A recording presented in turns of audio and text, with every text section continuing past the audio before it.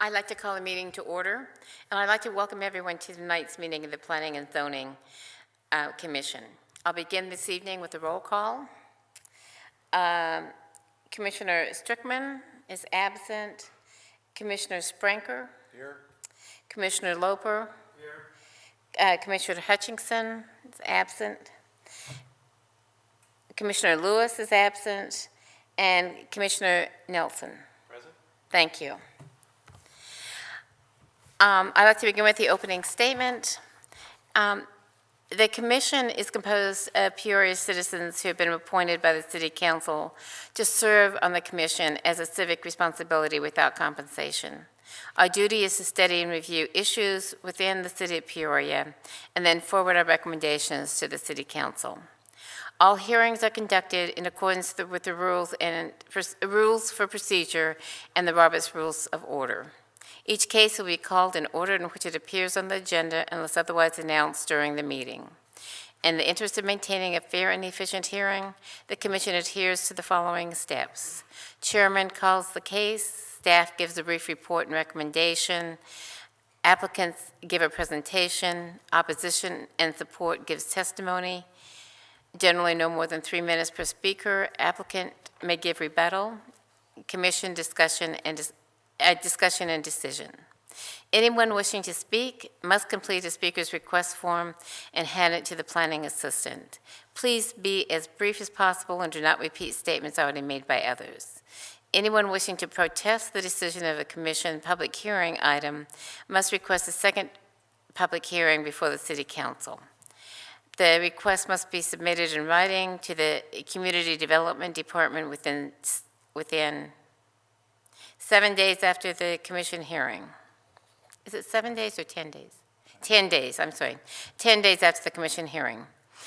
All commission recommendations on public hearing items move forward to a regular City Council meeting. The City Council will then act on the recommendations of the commission.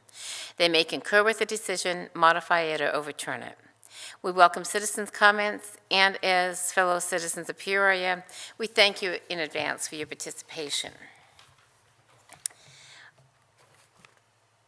And I'd like to make a request. This is the final call to submit speakers' request forms. Okay. The next item on the agenda is the consent agenda. The consent agenda is for items that are routine in nature, and tonight they consist of 2 items. 1C, the disposition of absences, discussion and possible action to approve and excuse the absence of Chair Golden, Vice Chair Strickman, and Commissioner Lewis from the August 21st, 2014 meeting. And 2C are the minutes, discussion and possible action to approve the minutes of the Planning and Zoning Commission meeting held on August 21st, 2014. Is there any discussion of these items? Then may I have a motion? Madam Chair, Yes, I would move for the approval of the consent agenda as presented. thank you. And do I have a second? Second. Thank you. Please vote.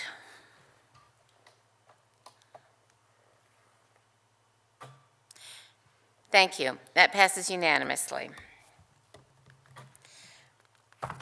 Oops.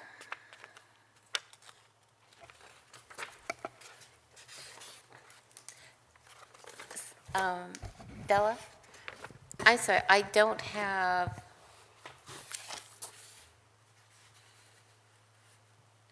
a copy of the agenda for tonight. Oh, here, I'll use this one. Thank you.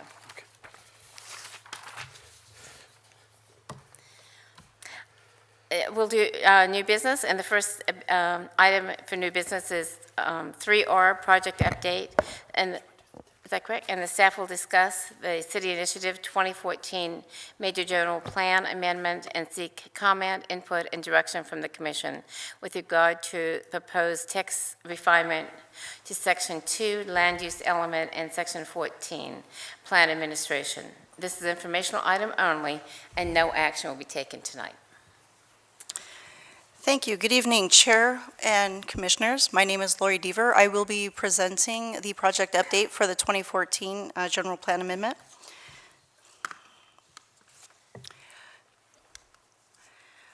Topics for discussion for this evening would be the Peoria 2010 General Plan, the purpose of the General Plan, major policy themes, just going to quickly cover those, the 2014 schedule, and then get into 3 discussion items for this evening, and that would be the residential target density, land use designations, zoning correlation table, and conformity determination criteria. And that is a mouthful, so bear with me on this one.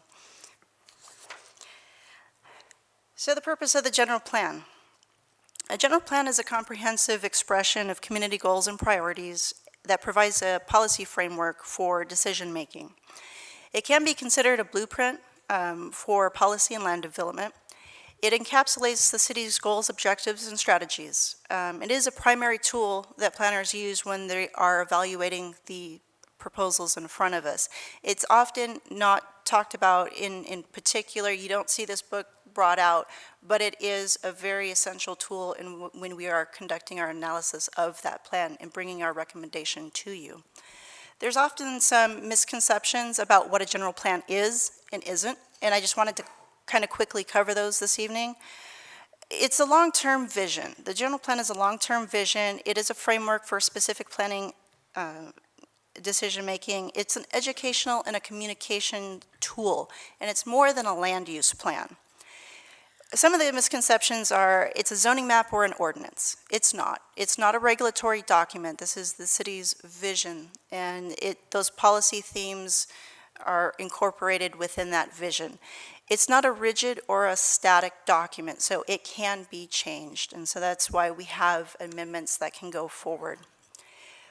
As I kind of touched on briefly, there are major policy themes that the City Council has adopted within that plan.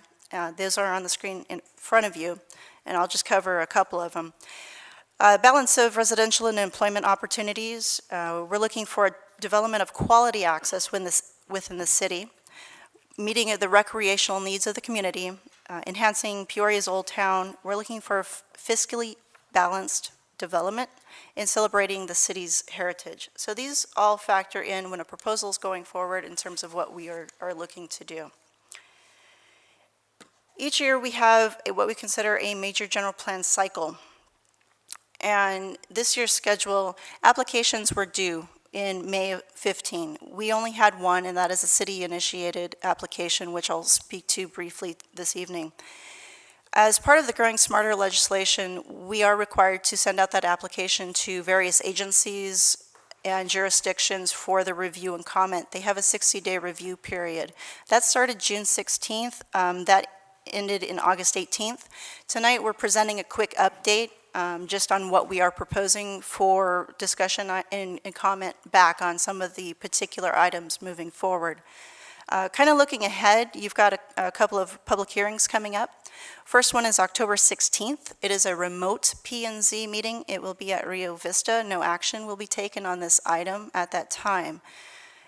Second, what we are doing, staff is actually asking to condense the November 6th and the 20th meeting. We are looking at potentially having the second P&Z meeting on November 13th. A recommendation will be made at that point in time, and it will then be forwarded for consideration by City Council. The last date is December 9th, and I'll kind of cover why those dates are important in a couple of minutes here. Let's see. So in terms of what we're doing for this evening, staff is proposing modifications to 2 sections of the general plan. That would be Section 2, the land use element, and Section 14, the plan administration.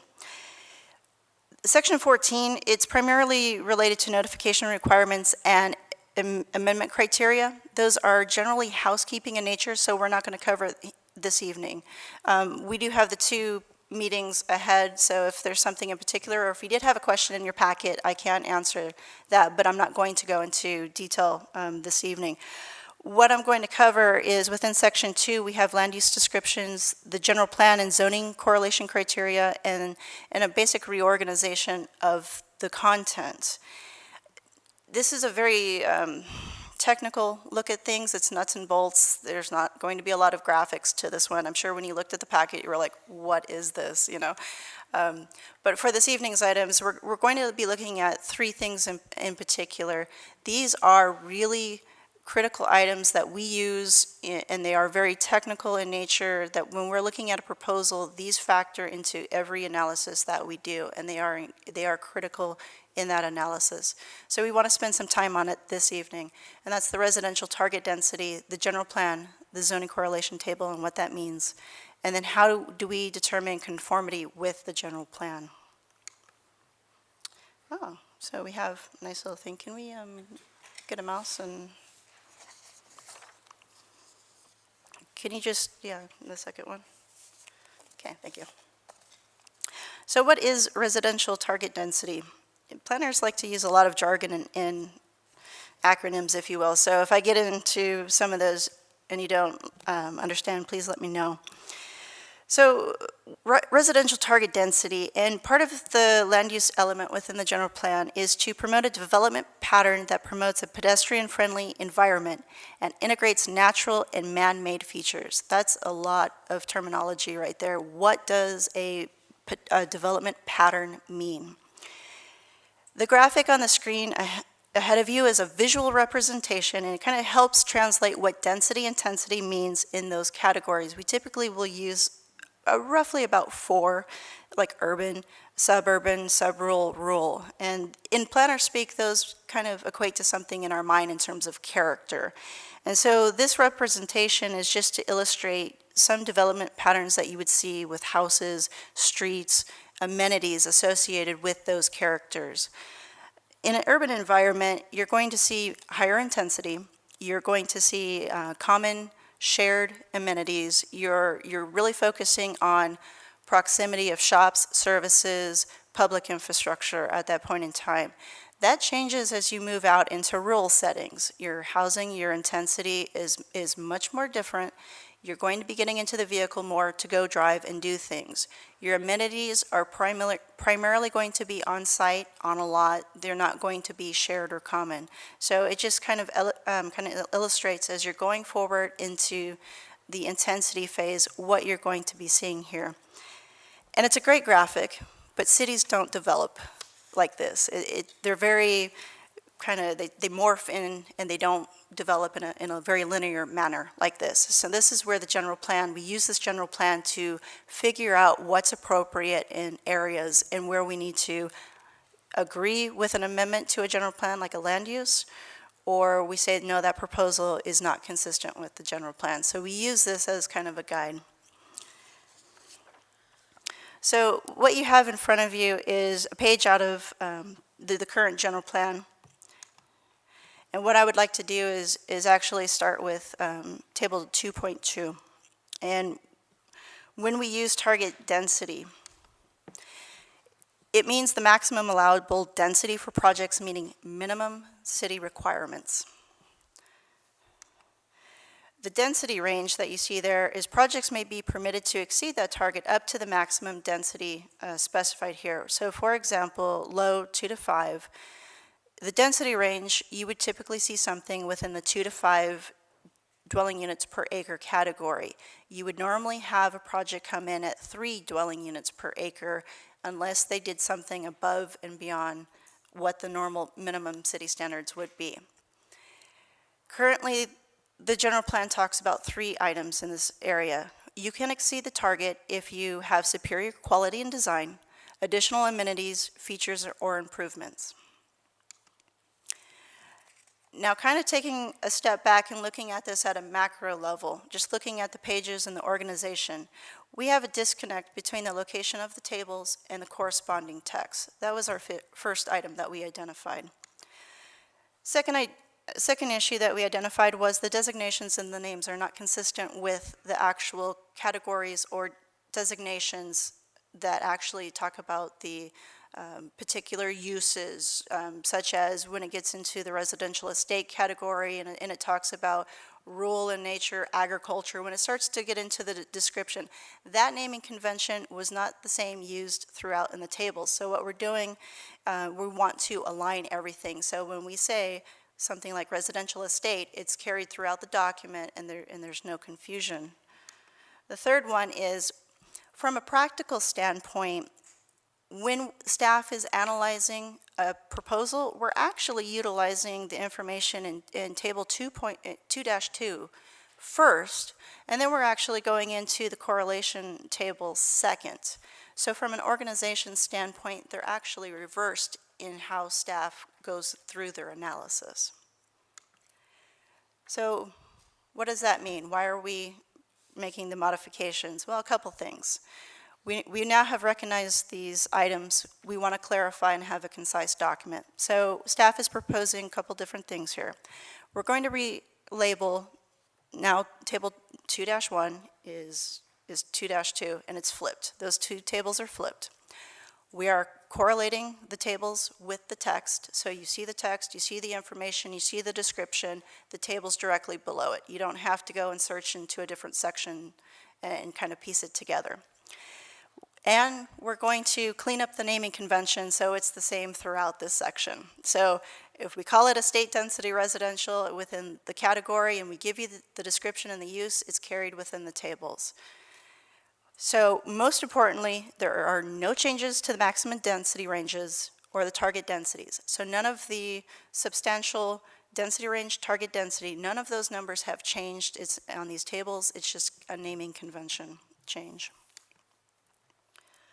So I want to take a break and see if there's any questions or comments, or if you had any concerns with those.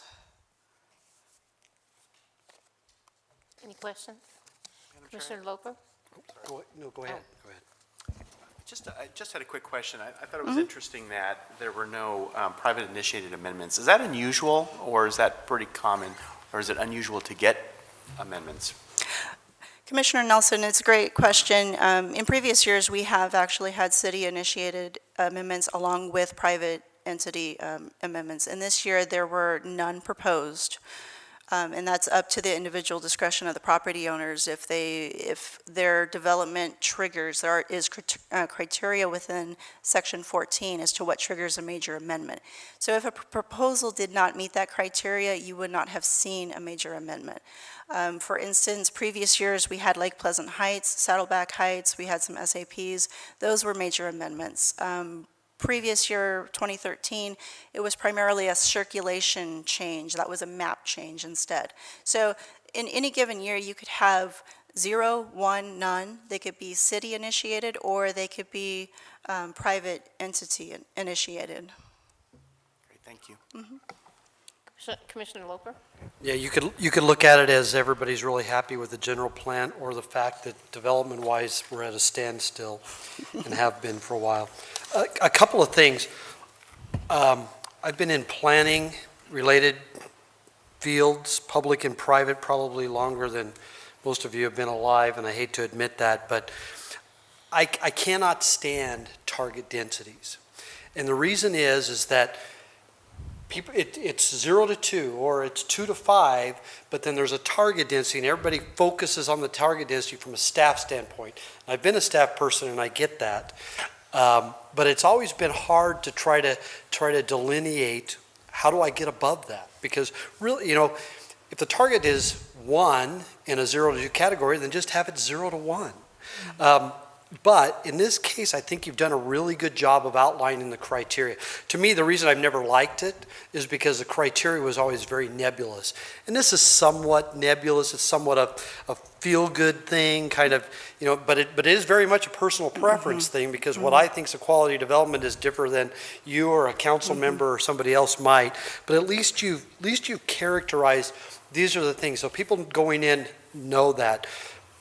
Because I've always found it interesting that when you're doing capital planning, capital improvement planning, what do you go on? Do you go on the target density? Do you go on the maximum end when you're trying to do sewer and water and roads and things like that? So I like that you have that. With that said, on page 219, it's an unchanged area, and it talks about Density increases exceeding the target density may also be granted for development projects in infill areas. And then you have projects more than or equal to 10 acres, an increase of up to 2 dwelling units per acre in those areas. If that, you couldn't always do 2, like in a 0 to 2 area. If the target's 1, then you're giving them 3. So I don't know if that was the intent or if that was just something not caught. Am I making sense? Yes, Commissioner Loper, I will go back and evaluate that. That particular criteria was not discussed. We were focusing more on the criteria preceding that area. And I will cover that a little bit further in item number 3 when we actually discussed how we got to the criteria. But in your particular question, no, we did not make that modification change. We did not evaluate. We just kept Okay. it as is. Just because it has the effect of like in a 0 to 2 to really make it 0 to 3 in an infill. And trust me, in an infill area, I'm supportive of higher densities, transit-oriented development, stuff like that. But anyway, I wanted to say I like the criteria. I like that it's there. People know. I think that's good. It helps me support the target density better. That was it. Okay. Madam Chair, if Yes. I could just address one of the comments Commissioner Loper had was about, how do we plan our master plan? We actually use the target density that's actually prescribed in the general plan. It actually follows through for water and wastewater into our principles of sound water management. And again, with what we work with the Maricopa Association of Governments, they use that target density. And it's interesting because if you look at something like Maricopa Association of Governments, they take everybody's general plans and try to correlate all the different land uses together around the valley. I understand the table is like 1,000 different, and they combine it down to about 100. So it is a challenge, but we do work around it. I actually have a question about the public comment period you talked about. Yes. Now, would they be making comments just on the changes, or they'll be making comments about the whole general plan? Madam Is it Chair, limited, I guess is what I'm asking. Madam Chair, you're asking public comment. In particular, you're talking about the 1016 and the second meeting. It will be open to the public. The matter before you will be the text changes. If a resident wishes to speak on the general plan in particular, those comments can be heard and can be factored into the decision. However, we are going to be looking at the text amendment changes in particular, so it's going to depend on what the comment is associated with as to how that plays into the discussion. But yes, they are welcome to comment about, and staff will take that feedback for, if it's not addressed in this year, it may be addressed in future amendments. And how do you publicize that the plan is available for comment? Madam Chair, that's a great question. It speaks to Chapter 14, which is actually part of the amendments going forward. It actually depends if it's a city-initiated amendment or if it's a public entity amendment.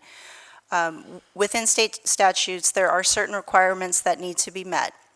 On a city-initiated amendment, this year we are proposing to align the criteria within the plan to match what is current practice. I can speak to that a little bit more, but essentially what we are finding is a city-initiated amendment impacts the entire city. It is citywide.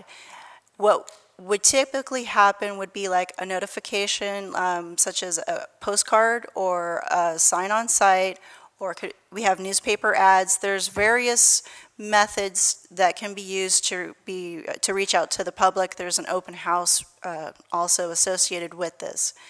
In a city-initiated amendment, because the area is so large, we are looking at alternative methods such as social media, reaching out in different ways, looking at websites and other methods to reach a larger audience. And so that's where we're kind of modifying the criteria this year to recognize the size and the scope of the amendment being presented and to alter those notification methods so they are more appropriate to reach the audience in question.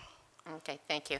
The only reason I'm asking is because lately, in the last week, something came up that impacted my community in the paper, and people are saying, they're in an uproar about, well, I never knew, and I said, well, it's in the plan, there are lots of planning documents that talked about it, so this is not something new. It's been in the works for 5 years, so I think people forget sometimes that there are places they can start looking for information your websites, things like that. Yep. So, okay, thank you, I appreciate it. Yes. Where are we in the 10-year lifespan of this general plan? Are we at the point where this has to go back out for vote? Is that this year, next year, a couple of years out? Just curious more than anything. Madam Chair, Commissioner Roper, I believe it was 2001? It's 20, excuse me, 2010 was the Oh, last. 2010, sorry, yeah, 2001 was the first time. So 2010 was last vote. So it's actually a 10-year cycle. I believe you can ask for an extension up to 5 years beyond that. I think we call that the Phoenix extension. So we're getting close to the point of starting to think about the next cycle. So we were looking at doing internal staff, looking at the general plan land use map and cleaning that up a little bit. We're actually going to hold that off until we get to the full cycle and basically look at the formatting of the entire document. We're a few years away, but we're thinking about it because it's going to take us a few years to actually get through the process. There'll be a lot of public input. We'll obviously this is the city's document. It's not the planning department document, so we obviously want to get everybody's input on that. So it'll probably take 2 years to get through the process to get to the vote. Thank you. Any other comments from the staff? Any other questions from the council? Oh, we have two other items, Madam Chair? What? I have two other items to Oh, go I'm through, Madam sorry. Chair. I'm No, sorry, that's- please, go that's ahead. Okay, thank you. Second discussion topic for this evening is the land use zoning correlation table. The existing issues on this one was the actual original intention of this table is to create a density yield table. It's unclear in the text that was the intent. There's no real discussion on what the intent or the purpose of this table was. Staff uses this table as a general guide in determining consistency. It's not a regulatory table. In practice, we often use other factors considering whether something is consistent with the general plan. So I just want to take a moment to highlight and give you an example, which is highlighted on your screen. So if you had a project, an area, say about 10 acres, the property is designated residential low for the general plan standpoint, and you had a project come in. So what you see before you is the same number of lots, same acreage, so same number of houses. One on the left, you see a conventional subdivision style. The one on the right, you see a cluster development. Which is compatible with the general plan? It could be both. And this is where this table kind of allows us to look at each plan and development individually, and to evaluate in the context of what is the character of the surrounding area, and we take this into consideration when we're making a recommendation. So in planning terms, I often joke, but it's not black and white, it's gray. And so when we're making a recommendation, we do look outside of that correlation table into a number of factors. So what we're looking to do with this amendment cycle is to clarify the intent of that table. We've got now a header that says land use designation and zoning district correlation, as you see in the little purple box over on that left side. We are formally recognizing other factors. We are stating that we use this in addition to other factors. We're also doing two minor edits, which is correcting an unintentional omission. Under a state density residential, ag has never appeared on there, but yet it would be normally considered as a correlation to that district. It would be appropriate for that district in most instances. The other two, as you see highlighted, would be the neighborhood commercial and the community commercial. And as development changes over time, there is different changes in commercial intensity, density, and uses, and so we factor that in. And in this instance, a C1 would, we think, in some instances, would be appropriate in a neighborhood commercial setting in that designation. Also, we've added the C2 within a community commercial setting, because in the projects that we have seen throughout the years, that type of zoning district seems to be consistent with the intent and the description in the land use within the general plan. So we're adding those two zoning districts in that table. So this is, again, a minor change, but it's kind of stepping into the technical weeds, if you will. So I just want to stop and pause and see if there's any questions on this item. Any questions from the, no? No, thanks. Okay. All right, this one is one of a little more significance than the other three. We're kind of starting to build up here. And what does it really mean when we say conformance to the general plan? Within the general plan right now, it talks about when it's appropriate to exceed it, and it says granting of density exceeding the target density should be commensurate to the public benefit provided. That is kind of a lengthy bit, and I just want to take a step back, and because it's not often seen, when staff is analyzing a development proposal, we're asking, is it consistent with the general plan land use designation? Is the proposed density within the range? Is the target density substantiated with this proposal? Does it align with the general plan policies and goals? Is it furthering those along? Is it consistent with the community character? So these questions we are asking of every proposal when we get to make that analysis. So when you see in a staff report, we're saying it is that a proposal is consistent with the general plan. These are the questions that staff is running through and going through that analysis and asking those time and time again. So, and then when, on those certain proposals, when is it appropriate to exceed the target density? That usually causes the most analysis, if you will. It really begs the question, and staff really has to firm up, and there's not necessarily always consensus between staff when we weigh pros and cons, but all of those factors are thrown in there. And so what we're looking to do is to take what Commissioner Loper has already talked about, which is the existing criteria in there. It kind of outlines on the screen, if you will. Right now, the general plan says, if you want to exceed the target density, you need to have efficient and appropriate utilization of the site. You need to have significant water conservation measures and/or additional renewable water resources. You need to have substantial variation in product and lot sizes, incorporation of open space or amenities above the minimum, integration of plans to retain, replace, or salvage native desert native desert vegetation, dedication of park sites, hillside areas or open space areas, and guaranteed improvements. Now, some of these are addressed in other areas, like the DLCO and the hillside. It's pretty much the intent of those ordinances that you automatically have to salvage native desert vegetation. So to say that that justifies exceeding target density, we find that a little bit outdated. We want to take that out, swap it out with something new. So what staff is doing is we've gone back through. Some of these are new, some of these are revisions, and some of these are the same. We are proposing that we evaluate the project to exceed density based on community character and sense of place. Development diversity by providing substantial variation in elevations, product types, or lot sizes. If we're providing open space, is it a sizable percentage above that open space minimum? Are you providing enhanced amenities instead of a tot lot or something? Are you going above and beyond those amenities?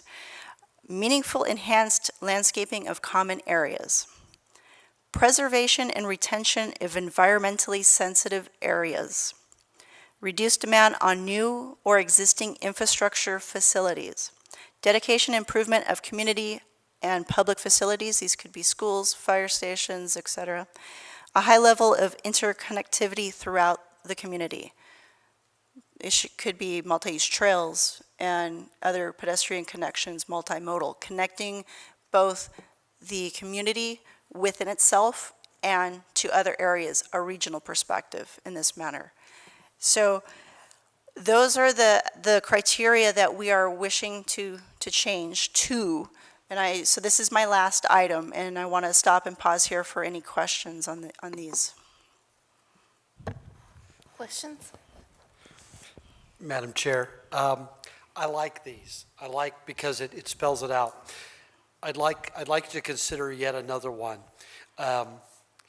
Number 5 talks about reduced demand on new or existing infrastructure facilities. And I get that. You know, you're doing something to alleviate water demand or sewer impacts. Well, but what about the flip side of that? What if you were installing a wastewater treatment facility as part of your development in another area of the community where maybe the city thought that that was a good idea? So you're creating a demand and you're creating a facility, a very high dollar facility. I think that warrants some investigation for increasing density. I don't know if it's a good example or not, but Quintero, they developed way out in the middle of nowhere, put in their own wastewater treatment facility. The city, I think, wound up taking that over with the thought that that could maybe be expanded when other stuff happened. Kind of looking at Sean to help me out here a little bit. But anyway, I think that there could be other, I hate the other category, but I would appreciate, or just I'm throwing this out there and I'm one person, a consideration for a development that furthers another city goal or policy. In other words, let's say the city has in their CIP that they want to take the road right in front of Nancy's house and make it an expressway. This is to get you some more Oh, fan yeah, I mail. like that one. And so the developer on the other side of Nancy's house says, you know what? I'll put in that expressway, thereby saving the city the money, but I would like to get the density to help me finance that. That, to me, is a very laudable goal where it saves the city, it's reducing the demand financially, but it's it's doing something. I don't know the right word for it without using a lot of slang, but I think that if there's a project that furthers another city goal, be it the CIP or be it something else, that should be a consideration. Because, there was a time where the development community did help cities out by building things that were in CIPs, and there was an opportunity to get increased density or some changes. And a PAD kind of would work with that too. But I'm just throwing that out there. It doesn't have to be solved tonight, but I wouldn't want to have that excluded. If it's included in kind of a fuzzy, ephemeral way, I'm good with that, but I just wanted to throw that out there. Madam Make Chair, sense? Commissioner Loper, let staff take that one back and talk about that one, because there's a couple of factors, and I know I can see the little wheel spinning right now on how that may or may not work, and so let us take that one back and chew that one around. Yeah. There's always something, and you know this better than I do, there's always something that's not gonna fit in this box. That to me is one that easily can happen, because we have these big projects on the periphery of the city, and we're likely to have more. It may not be 1,000 acres, they may be 80 acres, but they may further something else that the city would want. Madam Chair, if I may, Commissioner Loper, that brings up a good point, which I did leave off, and that is, this is not intended to be a finite list. So we do have language within there that says other factors can be considered.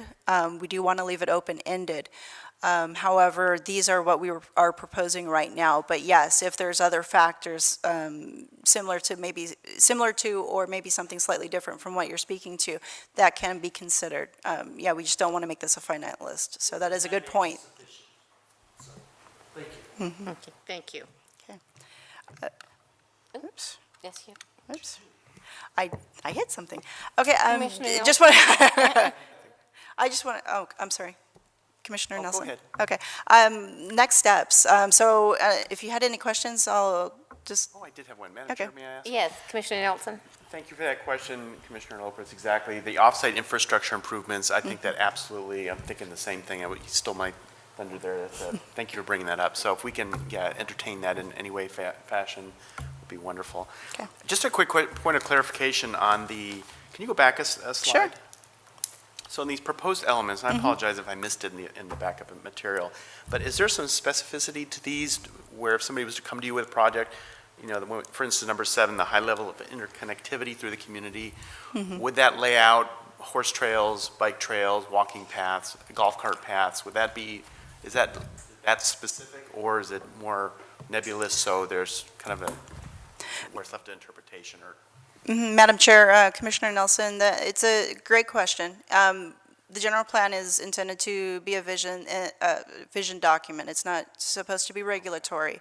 So while we are clarifying and defining these, they are still nebulous in a way. We have other documents such as the PROST and other plans that we will rely on to then further define what that means, if there needs to be a trail, trailhead, what types of amenities. So it is a great question.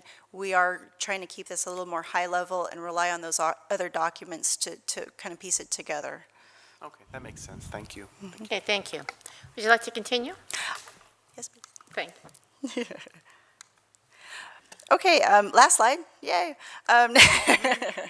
Next steps, okay, just a quick reminder for the upcoming public hearings schedule. Basically, Arizona State statutes requires these to be heard within the same calendar year. This application was submitted in May, so we do need to have the public hearings this year. We are looking at October 16th for the remote P&Z meeting. No action will be taken at Rio Vista Recreation Center. We are looking to combine the two meetings into November into one, November 13th. That will be at council chambers, and then this would be proceeding forward for council's consideration in December 9th. So please reserve the date for 10/16 and hopefully November 13th, please. So with that, I appreciate your time and your comments. They are quite helpful. Thank you. Right, thank you. Any other comments? Okay. Great job, actually. Thank you so much. I'd like to move on then to the next item of business tonight, and that is the public hearing, R4R public hearing text amendment. TA 13-0001, a public hearing will be held to consider requests by Electric Guard Dog LLC to amend Chapter 17-3-D of the Peoria City Code nuisances, effective striking the prohibition of electric fences within the city of Peoria. Additionally, the applicant seeks to amend Article 14-3-5 walls and fences of the zoning ordinance, effectively establishing a criteria in which electric fences would be permitted use within the light industry and industrial zoning districts in the city of Peoria. Thank you. And how about a staff report? Thank you, Madam Chair. My name's Rick Williams. I'm with Planning and Zoning, and I'm going to present this to you this evening. As I stated in the staff report, businesses have continued to seek new and innovative ways to protect their assets and their properties. Electric Guard Dog approached the city about a year ago and initiated this text amendment that you see before you this evening, and presented to the city new and effective ways to employ this in the city. Currently, the city code, Chapter 17, eliminates the use of electric fences in the city of Peoria, and the zoning ordinance is silent on it. Madam Chair, at a previous meeting, we had a study session, an information type presentation last month, and I understand that you weren't able to be at that, so you haven't seen this concept yet. If it would please the chair, what I'd like to do at this point is have Cindy Cassell, who's with us tonight from Electric Guard Dog, make a presentation to the commission. At that point, I will come back and finish my presentation, and we'll take it from there. Oh, that's fine. I'd like to open the public hearing then. Okay. And would you state your name and your address?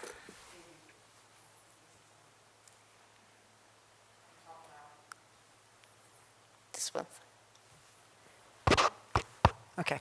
There you go. Good evening, and thank you for letting me come back again tonight. My name is Cindy Gassell. I am with Electric Guard Dog. The company address is 121 Executive Center Drive, Columbia, South Carolina. I did make a presentation last month, and I won't go through that again unless you have questions, but I did bring a video tonight to show you exactly what happens when someone does come into contact with the fence. The city staff and the appropriate departments have fully vetted this and do feel that it is, or do know that it is, a safe crime deterrent. It will not hurt anybody, but the bad guys don't necessarily know that. It is used as a crime deterrent, and it is a very effective deterrent. It is always protected behind a non-electrified perimeter fence. so that the people that come in contact with this are people that are trespassing, because it's usually run, it's basically like a burglar alarm, and it's run typically when you leave, you set your burglar alarm at your house, and when you come in, you turn it off. And this is done in a very similar fashion. It is a monitored alarm, like you see on TV with the Brinks Home Security and ADT Home Security. If somebody breaches the fence and breaks the circuit, then it does make a call out to the business owner.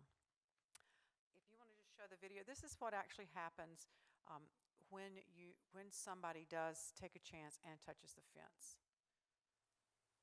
You'll see it's just a very, very short,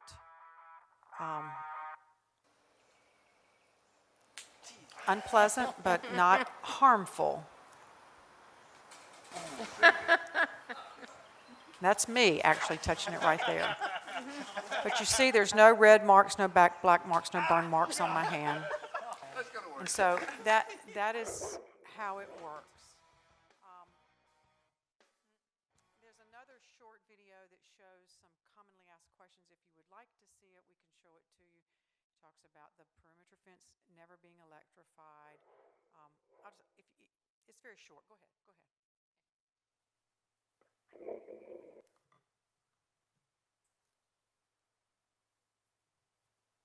Now, to ensure the safety of the fence, we'll have our assistant, Robin, come and grab it. Hey, I'm Robin Williamson, VP of Installation.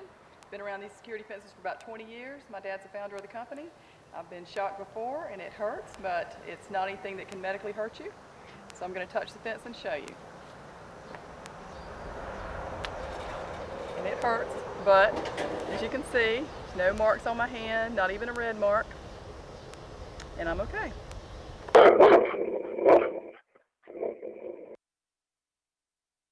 Another concern people have is what would happen if I took a metal pipe, stuck it through the chain link fence, and touched the electric fence. For this demonstration, you'll see the voltmeter is hooked on, and we're reading 9,100 volts on this piece of fence. I'll take a metal pipe, stick it through the chain link fence, touch the electric fence, and while I'm holding it, 9,100 volts is going through the electric fence, through the metal pipe I'm holding, into the chain link fence, and into ground. Again, according to the voltmeter, all the voltage is going to ground, yet I'm still able to hold the pipe.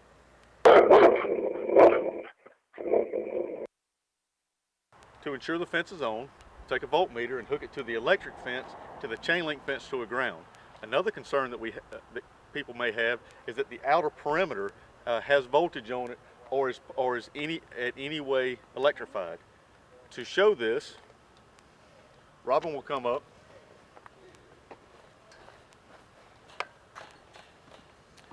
As you can see, the chain link fence has no electricity to it at all, and it's completely safe.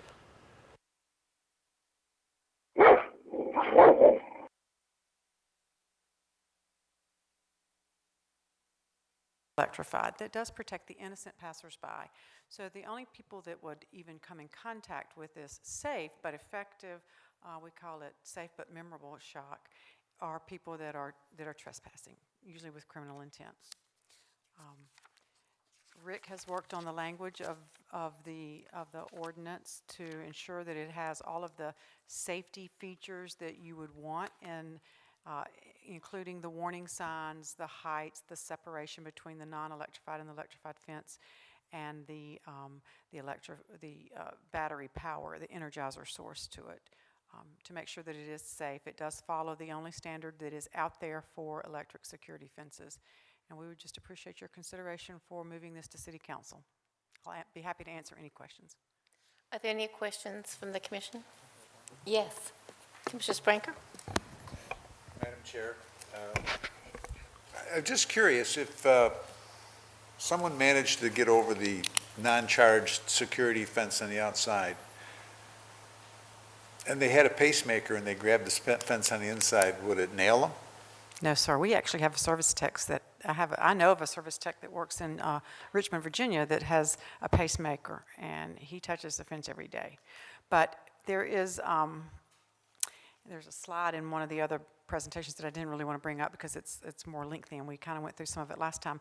But it's been tested by the leading expert, one of the leading experts in the country on pulsed electricity. It is pulsed electricity, and it is just so incredibly short, it's 1/10,000th of a second in duration, that it does not interfere with the cycle of the heart, so it does not affect the cycle of a pacemaker.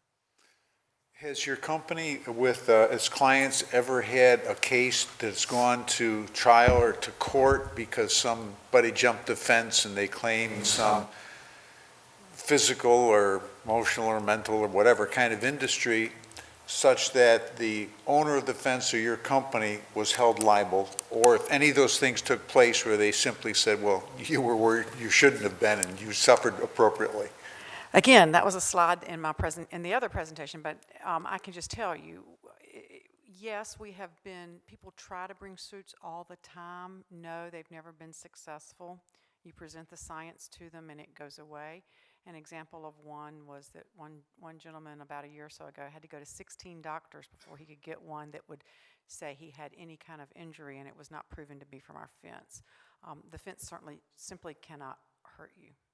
I often meet with EMS when we go into a new city and get code adopted like this. I'll often meet with EMS and fire departments, first responders, and tell them that if they come upon someone who is complaining that they're having a problem because they've been shocked by this fence, to look for something else because it's not the fence that's done it. So to be sure, it's akin to cattle fences, livestock fences. Only it doesn't plug into the wall. It's battery powered. It's a 12-volt battery. And it has got a lot more safety features than you would find on a farm with a cattle fence. But no, we've never been successfully sued. People do try all the time. People see a way to make some money, but it never has gone through. Thank you. You're welcome. Okay. Commissioner Loper?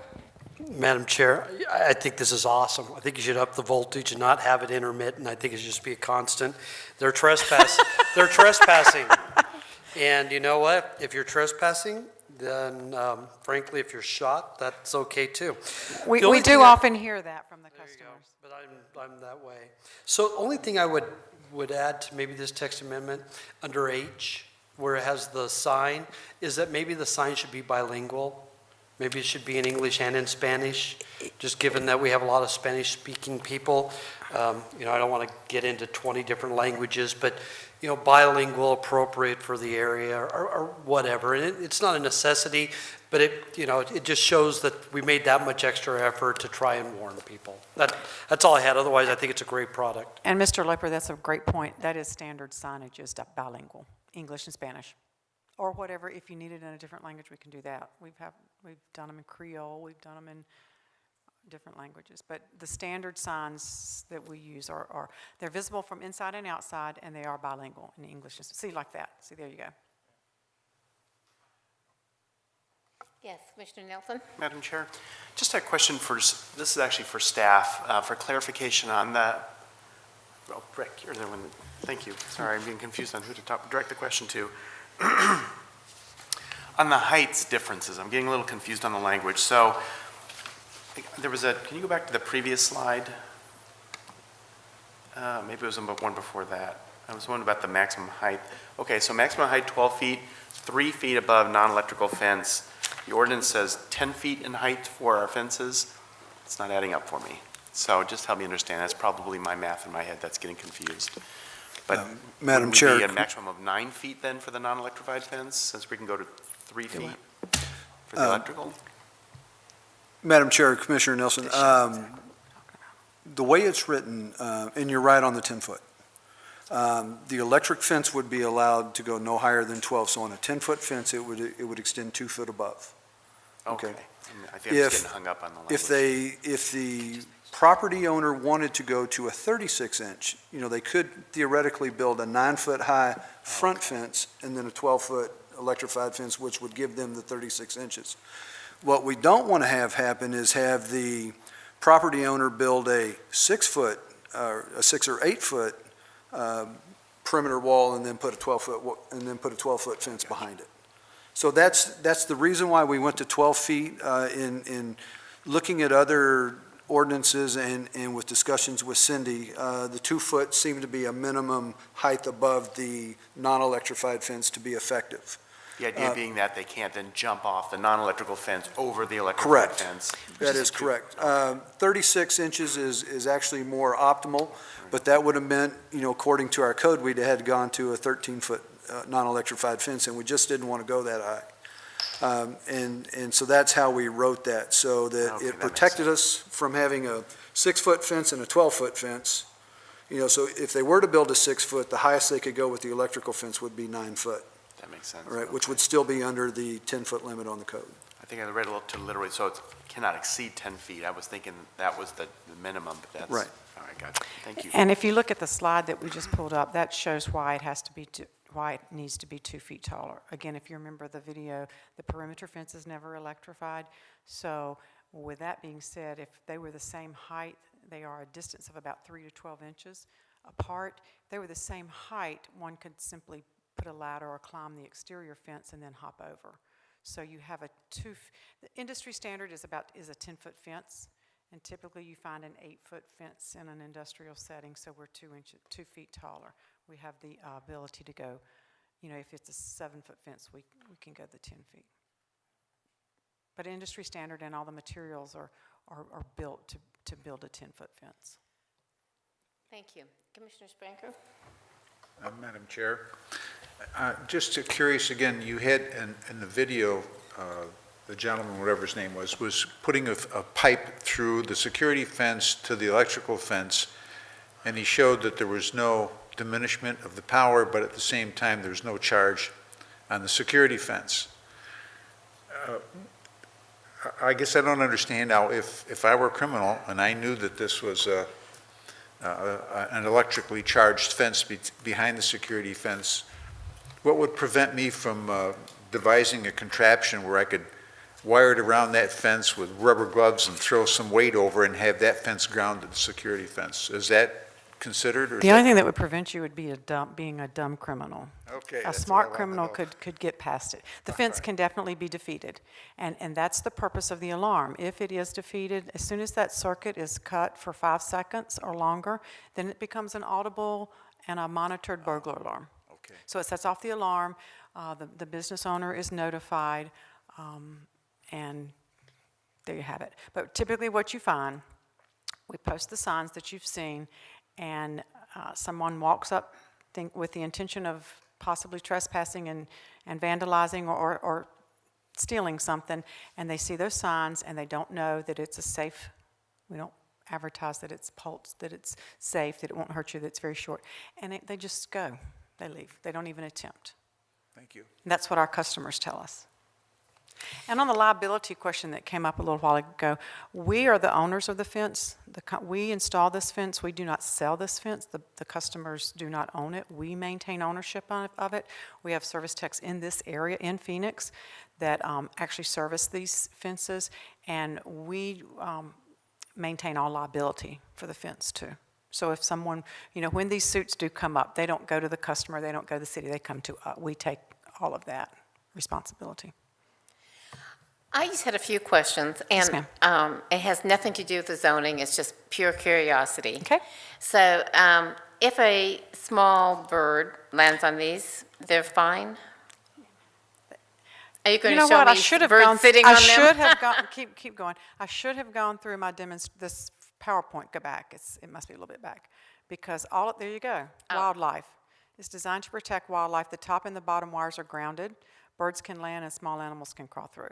But we also have called the SPCA, and they're fine with the fence too. Okay. And in fact, I had an attorney in Ontario, Ohio, call them for a case I was in last night up there, and he had contacted them even after I had contacted them a couple years ago, and they were still fine. Okay, great. The other thing I noticed, everybody sort of touches it and let's go, they just touch it.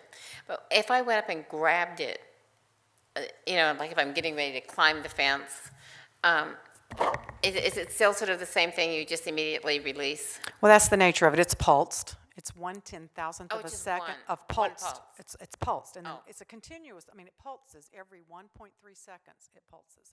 So when you go up there, it doesn't latch you like you see like Jurassic Park where you latch on and it doesn't do that. It releases you, and your instinct is to go back.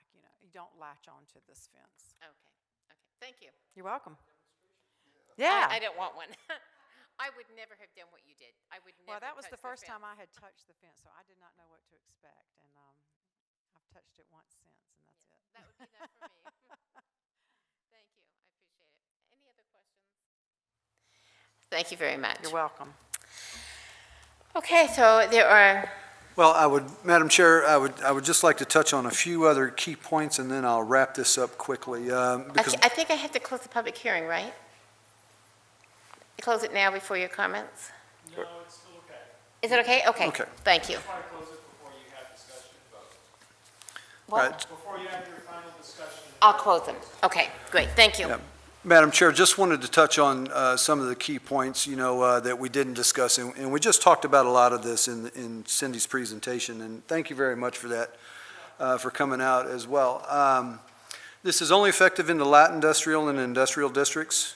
There cannot be any dwelling units on site with the exception of a caretaker-type residence or a security, live-on security system. Can't be located in setbacks, which we talked about, and it also has to be surrounded by a non-electrical fence. We talked about the height and the extension of the electrical fence above that, and that's all covered in the text within the ordinance itself. Must meet the IEC standards, which is the pulse versus a continuous 12-volt battery. Clearly identified with signs, and Commissioner Loper, most of the signs that we've seen come with other languages on them in case they don't speak English. And it must have a city-approved Knox box, which when, through the approval process will identify with public safety where these fences are located so they know when they're rolling on site what to expect. Just want to talk a little bit about the city process. We reviewed other city ordinances, literally coast to coast. I would just like to point out that although, this is initiated by, Guard Dog, this is not specifically related to their business. I mean, it's an encompassing ordinance that, with general requirements that we were required of any other business coming in wanted to install electrical fences as well. I would just like to point out to Mr. Loper's comment that I looked at several ordinances in the state of Texas, and sir, they do turn it on and turn it up and, shoot you for trespassing. So we met with the city attorney's office. We met with public safety departments, fire department, police department, code enforcement. Cindy presented this to them in a group meeting setting. We discussed the provisions of the ordinance. They are all on board with this. Obviously, we've met with building safety and internally as well. And we even presented this in a study session to y'all last month. Just want to talk about a little bit the miscellaneous permit, which will come through the Building Safety Engineering Department. It'll be routed to planning and zoning. We will take a look at it from there. It's basically a $100 permit fee, and within that, it turns out there are two different miscellaneous permits. One includes an inspection fee, the other one doesn't. Based on comments that came from the commission during our study session, we went back, took a look at this, met with the Building Safety Department, and determined that we had within the miscellaneous permit fee, that included an inspection. So the planner or associate planner of building, it hadn't been determined quite yet, etched in stone, but there will be an inspection process, part of this, where we'll actually go out and sign off on it, very similar to a C of O. So not only will we see the plans, we'll be able to review the plans, and then part of that approval process is letting public safety, police, fire, and code know where these are. They'll be, CC'd in on that approval process so they know where that goes. Having said that concludes my presentation. If there are any further questions or comments, I'd be happy to answer those, and we are recommending approval of this case. Thank you, Madam Chair. Any further questions? Yes. One, and maybe this is redundant, but there's not anything in the ordinance that specifies under this subsection that a permit is required. But I imagine there's another thing that says fences over 6 feet high require a permit, or structural, something that keys that. I wonder, if, would it be redundant to have a subsection J that says a permit is required? I don't know. I mean, it's in, most people would recognize that if you're going to put a house, you got to have a permit, or you're going to put a structure, you got to have a permit. I don't want to do that in every section of the zoning ordinance. I just don't know if it bears out having it in this one, or if it's just kind of overkill. Madam Chair, Commissioner Loper, I think that's an excellent question, because, the one thing that comes to mind was that in looking this is that, building safety doesn't look at a chain link fence, and they wouldn't need a permit for just a chain link fence. So I think that we probably do need to add some language in this that identifies that that's a requirement. Just like with some of the other provisions in other ordinances, it states clearly you need a temporary use permit for certain things, or.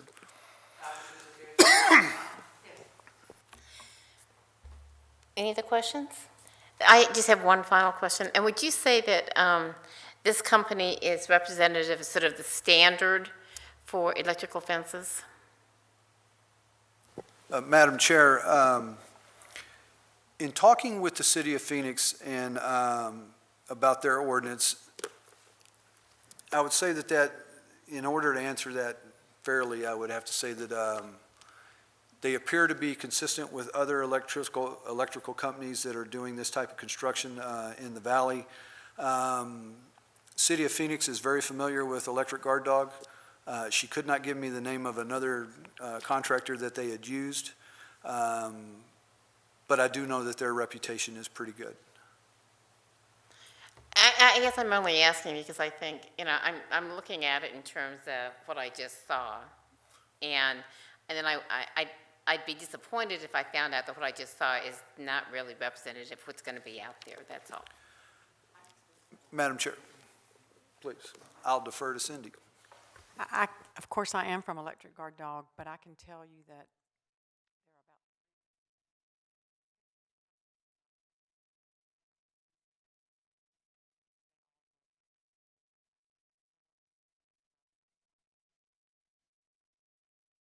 very similar.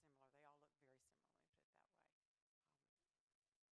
Our company comprises about 75 to 80% of the market, so we are the market leader. But the standards are the IEC standards, which are that we build to are the standards that are out there for electric security fences. But yes, I can tell you that everybody's business plan may be business model may be a little bit different, but the design and the makeup of the fence is very, very similar. The product is the same? Yes. Okay, great. Thank you, I appreciate that. Yeah. With that, I'll close the public hearing. Any further discussion? Could I have a motion? Commissioner Loper? Madam Chair, I would move that we send a favorable recommendation to the City Council for TA 13-0001, subject to the conditions outlined in the staff report with, and I'm looking at you to tell me if we need this or not, some additional language under subsection H that specifies that it be a bilingual sign, or are we okay that it's just gonna, maybe there's this, we don't need bilingual? Madam Chair, Commissioner Loper, we can add that in if you recommend it. Do you see that there would be instances where you don't need it, and Well, then you're just wasting lettering? If I could just be candid, the first versions of this had language representing that thought. We removed it in order to be consistent.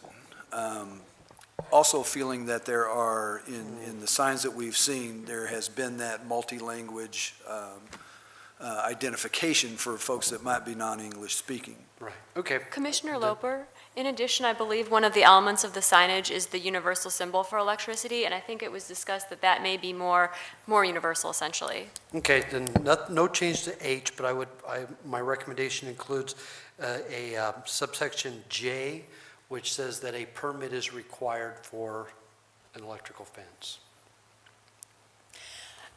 Commissioner Loper, could you do the motion one more time? Right, So we're I clear? move that we send a favorable recommendation to the City Council for TA 13-0001, as outlined in the staff report, with an additional ordinance subsection J that requires a permit for this fence. And I'll let you work on the lettering. Okay, fine, thank you. Could I have a second?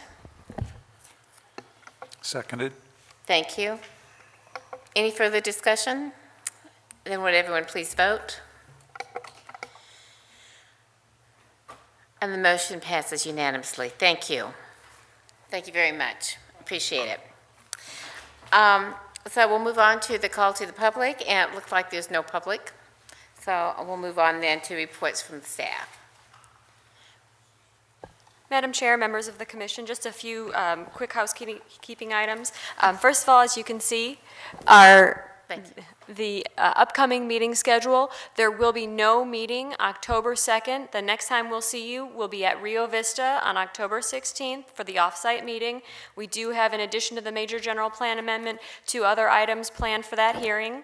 And then after that, as discussed in Lori's presentation, we are looking to have the November 13th special meeting in lieu of your regular first and third Thursday hearings in November. So if possible, if any of you know that you will be available, we would certainly appreciate knowing as soon as possible so that we can ensure that we do have quorum and get our advertisements in. So if anyone already knows that they will be able to attend, I'd be happy to take a show of hands. If not, great, great. Yes. For November 13th, the second Thursday of the month. So that is a special meeting, not typically on your calendar. Otherwise, if you can respond to Della's email regarding the scheduling by Monday so that we can ensure, again, that we can get our advertisements into the newspaper. Could I just ask that you send us an email with these dates, and we'll all respond? Even I will respond. Thank you. Great. Okay. And the only other item that was mentioned is that the Boards and Commissions Subcommittee has voted to recommend an alternate member. As you know, Commissioner Nelson is now a regular member of the commission, and so they have made that they have made that vote. It's expected that that will go to council sometime in October, either the first or second meeting, but likely by the end of October, we will have an alternate for the commission. So. Fine, thank you. And those are the only 2 items. Any other reports? Okay. Any reports from planning and zoning from the commissioners? Thank you, and I'll adjourn the meeting. Thank you, guys.